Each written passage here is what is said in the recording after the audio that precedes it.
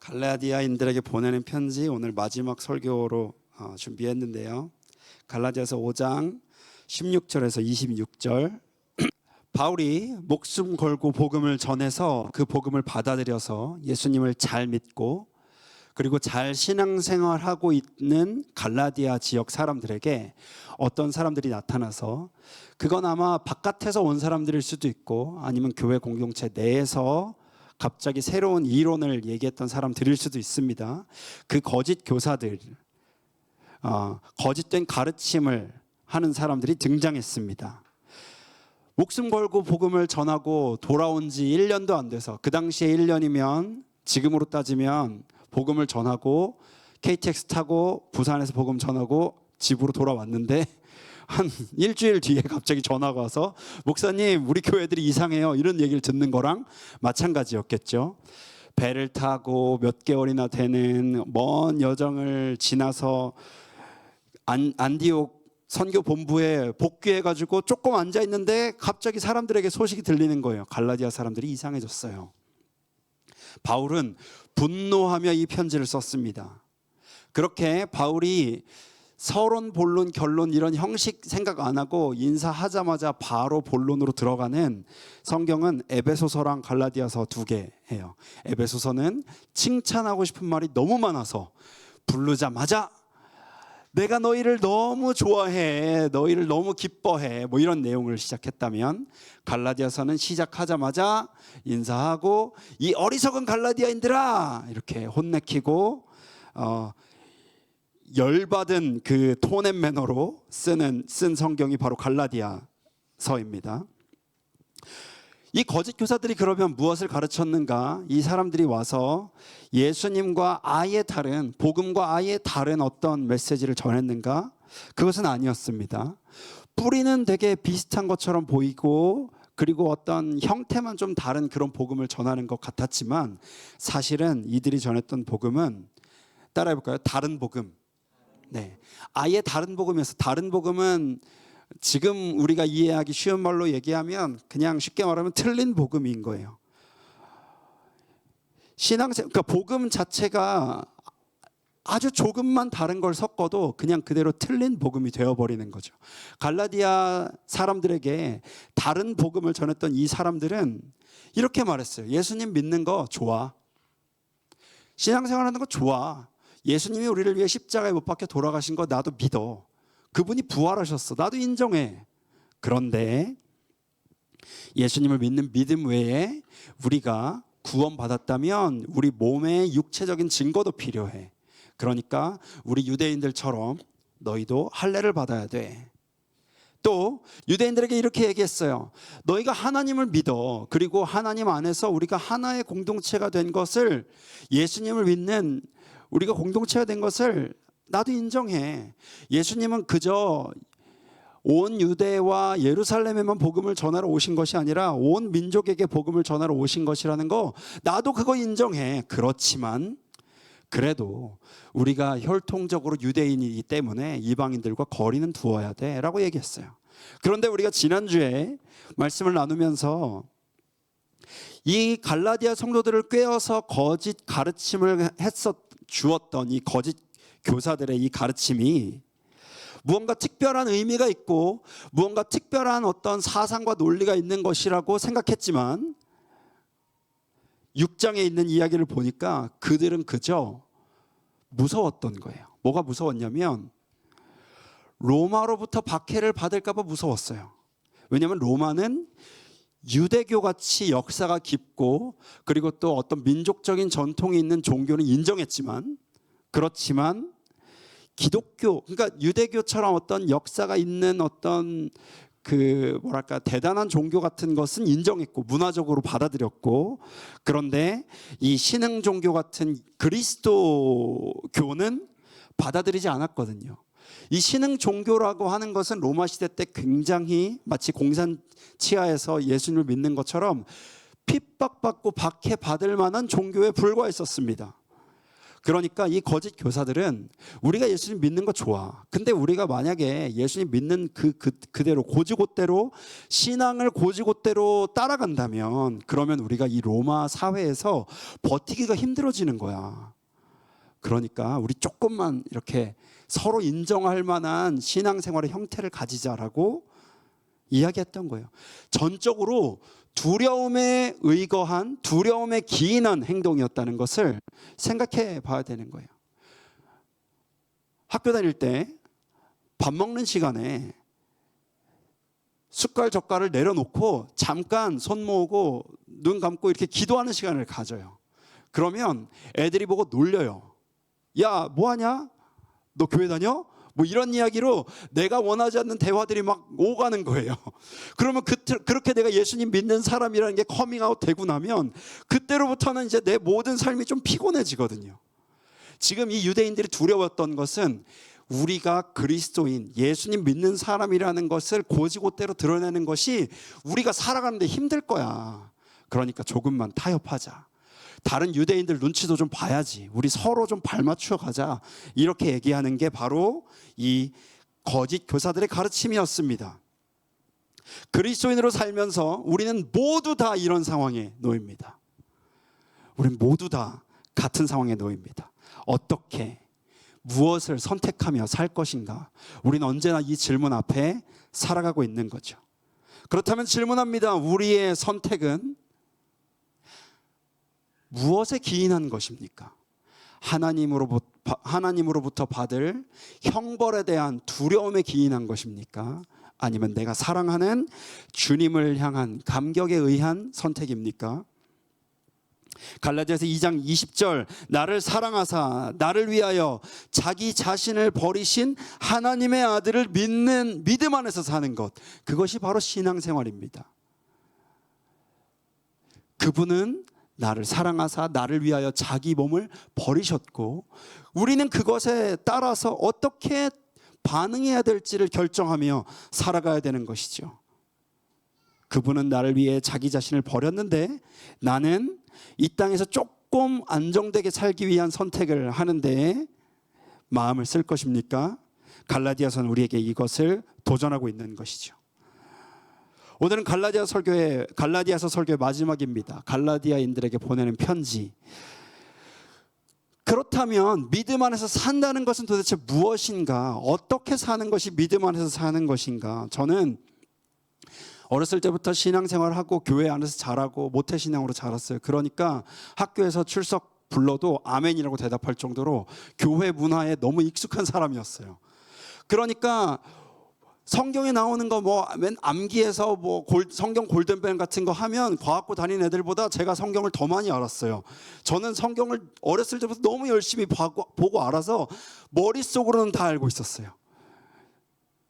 드라마에서 갑자기 김치 싸대기로 왼뺨을 맞았어요. 그럼 머릿속에 뭐가 떠오르냐면 왼뺨을 맞았으니까 오른뺨을 돌려대셔야 되는 거 아니에요? 뭐 이런 얘기. 옷을 이렇게 벗어주는 뭐 이렇게 뭔가 이웃을 섬기는 장면이 있으면 그러면 이제 그 다음 섬김을 하셔야죠. 오리를 가면 심리를 같이 가주셔야 됩니다. 뭐 이런 얘기. 머릿속에 그건 가득했어요. 근데 어떻게 살아가야 될지는 잘 몰랐어요. 매일의 삶에서 그 신앙을 가지고 그 말씀이 어떻게 내 삶에서 표현되는 것인가는 잘 몰랐어요. 신앙생활이라는 게 그저 철학이나 사상이나 관념, 어떤 표제에만 그친다면 그냥 믿어라, 성경에 있다, 그대로만 살면 된다, 뭐 이런 이야기에 그런 표제로만 갇힌다면 우리의 신앙생활은 정말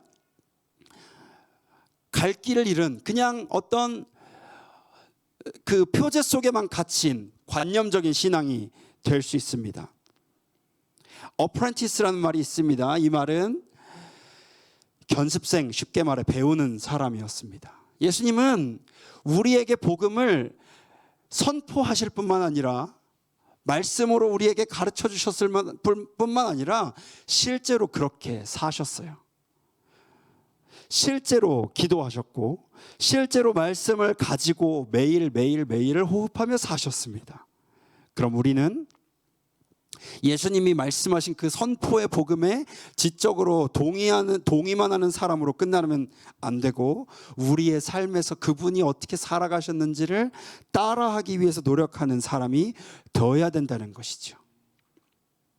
저는 테니스를 잠깐 배웠습니다. 그리고 바쁘고 막 오금이 아파가지고 2달째 쉬고 있는데, 저를 처음 가르쳐줬던 코치는 저에게 이렇게 얘기했어요. 레슨을 받으시면 저널, 일기를 쓰십시오. 그리고 그거를 구글 드라이브로 받아가지고 매일 검사했어요. 그리고 다음날 레슨 가면 왜 안 쓰세요? 뭐 이렇게 얘기했어요. 그날 배운 거 어떤 자세로 쳐야 되는지 내가 오늘 점검받은 거 다 일일이 적어가면서 암기했어요. 무릎을 어떻게 하고, 손목을 어떻게 하고, 허리는 어떻게 써야 되고, 그리고 시선은 어디다 놓아야 되고, 그리고 그것은 제게 규칙이 되었습니다. 레슨만 하고 오면 레슨하는 동안도 스트레스가 어마어마했어요. 계속 무릎 어떻게 하고, 손목 어떻게 하고, 시선이 어디 있고, 공이 뭘로 나가면 그러면 자책하는 거예요. 뭐 시선이 그래, 어깨가 지금 벌어졌어, 뭐 이러면서 스스로 막 자책하고, 공이 막 딴 데로 가면 뭐 코치 얼굴이 막 떠올라요. 선생님 레슨 일지 왜 안 쓰셨어요? 뭐 이런 얘기가 막 떠오르고, 수많은 규칙들이 떠오릅니다. 그럼 내가 뭘 잘못한 거지? 몇 개월 했지만 아직도 초보자입니다. 아직도 계속 머릿속에 그런 생각들이 있습니다. 그렇게 힘들게 쳐서 손목, 발목, 발 위치, 그리고 허리, 시선 해가지고 하나 딱 쳐서 보내면 코치는 그냥 이렇게 툭 쳐서 저한테 보내요. 뭐가 다른 거야? 율법 안에 사는 사람들의 삶이 이와 같습니다. 이것이 죄인가? 이것이 하나님의 규칙에 맞는가 틀린가? 이것을 계산하며 에너지를 소모하는 거죠. 본문으로 가보면 오늘 본문은 성령을 따라 행하라라는 말로 시작합니다. 내가 이르노니 너희는 성령을 따라 행하라. 그리고 갈라디아서 5장 25절에 보면 만일 우리가 성령으로 살면 또한 성령으로 행할지니, 이렇게 행하라는 말로 마칩니다. 그리고 그 사이에 우리가 읽었던 육체의 일 15가지와 그리고 성령의 9가지 열매가 적혀 있습니다. 그러니까 논리적으로 보면 성령으로 행한다는 것은 육체의 일로 살지 않고 성령의 열매로 산다는 말과 같습니다. 먼저 19절에서 21절까지에 있는 육체의 일들에 관하여서 잠깐 살펴보려고 합니다. 화면도 있고 너무 좋네요. 네, 육체의 일들 우리 읽다가 힘들었죠. 계속 뭔가 끝나지 않잖아요. 뭐냐면 뭐 음행과 더러운 것과 호색과, 제가 이걸 하나하나 따로 떨어뜨려서 설교하면 아마 한 3주 정도 더 해야 될 것 같습니다. 근데 저는 여기서 이 15가지의 육체의 일들 중에서 가장 중요한 단어 한 가지를 뽑으라면 저는 이것을 뽑겠습니다. 바로 육체의 일이라고 표현됐는데, 그 일, 이게 원어에는 어떻게 표현되어 있냐면 일들로 표현되어 있어요. works, 일들로 표현되어 있어요. 복수형이죠. 바울은 이 육체의 일을 육체의 일들로 표현했어요. 그러니까 우리가 이 죄의 목록을, 육체의 일의 목록을 듣고 보는 동안 우리는 무엇을 생각하냐면 저 리스트를 생각하는 거예요. 나는 저 리스트 중에 몇 개를 이루었는가 생각하는 거죠. 마치 제가 테니스를 배울 때처럼, 초보자처럼 어제는 내가 화를 냈지만 오늘은 화를 내지 말아야지. 어제는 내가 질투했지만 오늘은 질투하지 말아야지. 그리고 나는 오늘 원수 맺는 것은 안 했고 분냄도 안 했고, 그러나 당 짓는 것은 아직 좀 자신이 없고, 그리고 분열하는 거는 조금 약간 어려운 것 같고, 어제 술 먹었네. 그리고 내가 옆에 사람이 땅 사고 내가 그거 부러워했어. 툭이 있어. 뭐 이러면서 이 리스트 중에 육체의 일들을 어떤 것은 지켰고 어떤 것은 안 했나 이러면서 하나하나 리스트를 찾아가는 것. 우리는 그런 싸움으로 신앙생활을 바라보기가 쉽습니다. 이것은 마치 오락실의 두더지 게임과 같아요. 하나를 무너뜨리면 또 하나 올라오고, 하나를 무너뜨리면 또 하나 올라오는 겁니다. 이 싸움은 끝이 없습니다. 내가 내 힘으로 죄를 안 지으려고 규칙을 지키려고 리스트를 적어가면서 에너지를 소모하다 보면 그러면 그대로 우린 지쳐서 좌절하게 되는 거죠. 이게 바로 율법주의로 사는 신앙생활의 모습이라고 우리는 생각할 수 있습니다. 그야말로 육체의 일인 거예요. 그런데 갈라디아서의 결론은 성령을 따라 행하라는 것이었습니다. 그럼 우리 이제 그 다음 페이지에 있는 성령의 9가지 열매를 살펴볼 거예요. 우리 어렸을 때부터 너무 많이 봤잖아요. 오직 성령의 열매는 사랑과 희락과 화평과 오래 참음과 뭐 이러면서 9가지 열매들이 기록되어 있는데, 여기서 또 주목해야 될 것은 무엇이냐면 바로 성령의 열매라는 표현이 어떻게 쓰였냐는 것이죠. 바울은 이 성령의 열매라는 이 열매를 fruits, 복수형으로 쓰지 않았습니다. 성령의 열매라는 단수로 썼습니다. 그러니까 이 성령의 열매 9가지는 육체의 일 15개처럼 리스트로 담겨져 있는 게 아니에요. 하나하나 따로 연습해가지고 얻어내야 될 어떤 퀘스트들이 아니라는 것이죠. 성령의 열매는 뷔페 가가지고 내가 오늘은 자비 열매를 먹었고, 그리고 다음 날에는 양선 열매를 먹었고, 그리고 오늘은 내가 오래 참음 열매를 먹었고, 그리고 오늘은 절제는 안 먹어, 뭐 이렇게 하는 게 아니라는 것입니다. 이것은 예수 그리스도라고 하는 하나의 나무에 달린 열매, 그리고 하나의 포도송이 안에 있는 각각의 알맹이들과도 같습니다. 오늘은 내가 사랑하고 내일은 오래 참음을 연습해야지, 이렇게 또 다른 체크리스트를 만들어주는 것이 아니고, 오직 성령 안에서 예수님의 그 성품을 내 삶에 가지고 있는 상태, 그것을 성령을 따라 행하는 삶이라고 이야기하고 있는 것이죠. 그렇게 성경을 다시 보면 바울은 우리에게 성령을 따라 행하라라고 얘기하고 있어요. 성령을 따라 행하라. 이게 육체의 본을 따라 살아가는 것이 옳다고 말하는 거짓 교사들에 대한 바울의 답변이었습니다. 신앙생활은 성령을 따라 사는 거야. 여기서 말하는 행하다라는 말은 아주 능동적이고 의지적인 매일의 행동을 의미합니다. 성령의 열매 하나를 내가 마스터해서 어떤 성령의 열매의 대가가 되겠다는 것이 아니라, 열매 되신 분이신 성령님과 내가 매일매일 동행하겠다라는 그런 의지를 말하는 것이죠. 성령님이 나를 완전히 사로잡아 주셔서 나는 가만히 있는데 위로부터 어떤 특별한 능력이 임해져가지고 매직처럼, 마술처럼 내가 내 인생이 갑자기 송두리째 변하는 것, 그것이 성령을 따라 행하는 것이 아니고, 마치 견습생처럼 코치님 옆에서 그분이 어떻게 치는지를, 그분이 어떻게 살아가는지를 하나하나 배우기로 결정하고 맨날 그 옆에서 그 호흡까지 듣고 보고 따라하는 것처럼, 그런 견습생처럼 살아가는 것이 바로 성령을 따라 행하는 것이라는 것을 성경이 이야기하고 있습니다. 뭔가 공중부양을 하거나 천사의 언어를 말하면서 성령을 따라 살아가기 시작하면 갑자기 새로운 일들이 다 펼쳐집니다. 이것이 성령을 따라 행하는 것이 아니라, 열매 되신 주님과 성령님과 매일 살아가기로 결정하는 것, 그것이 바로 성령을 따라 사는 것입니다. 주님이 살아가셨던 삶에 내 발을 거기에 맞춰서 살아가는 것, 그것이 바로 성령을 따라 살아가는 것이죠. 사랑하는 여러분, 오늘 우리가 이 갈라디아서 말씀을 쭉 살펴보므로 우리에게 성령을 따라 행하라라는 결론에 이르렀음을 우리가 다 같이 기억하고 있습니다. 그래서 오늘 이 시간 함께 같이 기도하려고 하는데, 우리가 혹시 신앙생활을 특별히 어떤 하늘로부터 내려오는 어떤 특별한 어떤 초자연적인 일들이 내게 막 덧입혀져가지고 성령을 따라 행하면 갑자기 뭔가 내가 전에 생각하지 않았던 일이 막 내 머릿속에 막 들어오는 것이라고 생각하고 사셨다면 우리 그거 한번 점검해 봐야 됩니다.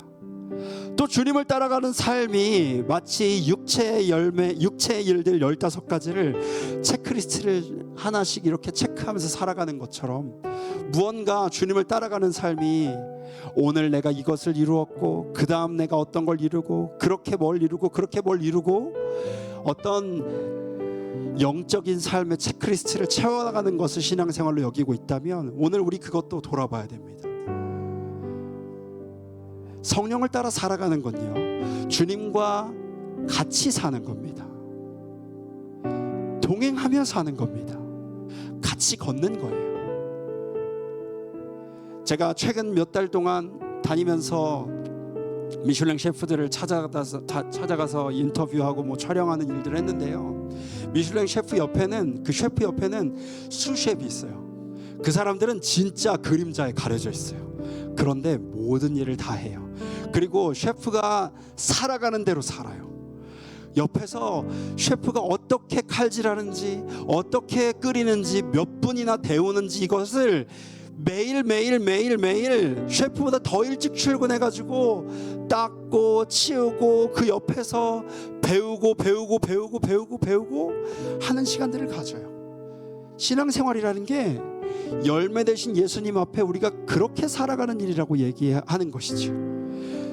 이 성령의 열매 하나를 이루고자 노력하는 것이 아니라 열매 되신 분, 바로 우리 예수님, 그분 옆에 내가 있겠습니다, 주님이 살아가셨던 그 삶대로 내가 살아가겠습니다라고 결정하는 것, 그것이 바로 신앙생활이라고 얘기하고 있는 것이죠. 우리 사랑하는 엘림과 웨이의 성도들, 주님을 따라 걸어가십시다. 주님을 따라 살아가십시다. 주님이 우리 집에 가장이셨다면 어떻게 살아가셨을지를 나의 삶에서 실천해 봅시다. 주님이 이 땅에 살아가는 대한민국의 고등학생이었다면 어떻게 사셨을지 우리 그 주님과 함께 동행해 봅시다. 그러면 주님께서 내 옆에 같이 걸어주실 것입니다. 우리 함께 기도합니다. 다시 일상으로 돌아갈 겁니다. 주님, 내 삶에 같이 걸어가시는 그 주님과 함께 동행하기 원합니다.